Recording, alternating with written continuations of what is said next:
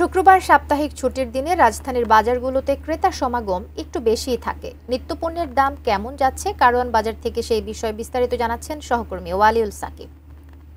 যেহেতু সাপ্তাহিক ছুটির দিন শুক্রবার, সে কারণে কিছুটা ঢিলাঢালাভাবেই কিন্তু বাজার কেনাকাটা চলছে, বেচাকেনা চলছে। আমি দেখতে পাচ্ছি যে যদিও এখন কিছুটা ক্রেতা সমাগম হয়েছে, তবে সকালের দিকে আমরা দেখেছি যে ক্রেতা সমাগম কিছুটা কম ছিল।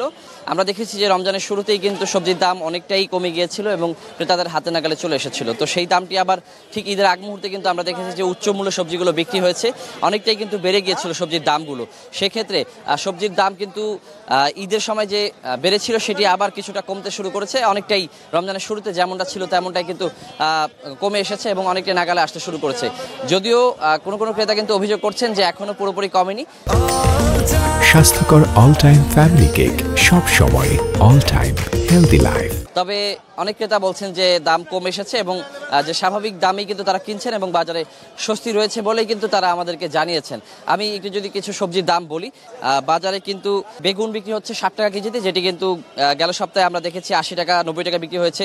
টমেটো যদিও অপরিবর্তিত ছিল, 30 থেকে 40 টাকা কেজিতে বিক্রি হয়েছে। এছাড়া পেঁপে 50 টাকা কেজিতে বিক্রি হচ্ছে, যেটি 60 টাকায় বিক্রি হয়েছে। লাউ কিন্তু আমরা দেখেছি যে অপরিবর্তিত রয়েছে, দাম এখনো কমেনি।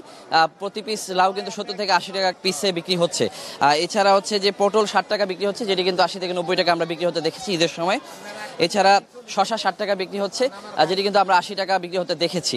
এছাড়া ঢেঁড়স বিক্রি হচ্ছে 60 টাকা কেজিতে, যেটি কিন্তু 80 টাকা 90 টাকা কেজিতে আমরা বিক্রি হতে দেখেছি। শিম কিন্তু 60 টাকায় বিক্রি হচ্ছে, যেটি কিন্তু আমরা 80 টাকা 90 টাকা কেজি বিক্রি হতে দেখেছি ঈদের সময়। তো বলা যায় যে দাম কমে এসে শুরু করেছে এবং হয়তো ধীরে ধীরে আরও কিছুটা কমবে। সেক্ষেত্রে হয়তো আরও কিছুদিন গেলে সেক্ষেত্রে বাজারে কিন্তু স্বস্তি ফিরে আসবে। তবে যেই সবজিগুলো বাজারে একেবারে নতুন আসে সেগুলো কিন্তু চড়া মূল্যেই বিক্রি হচ্ছে। তো এই ছিল আমার কাছে এখন পর্যন্ত বাজারের পরিস্থিতি।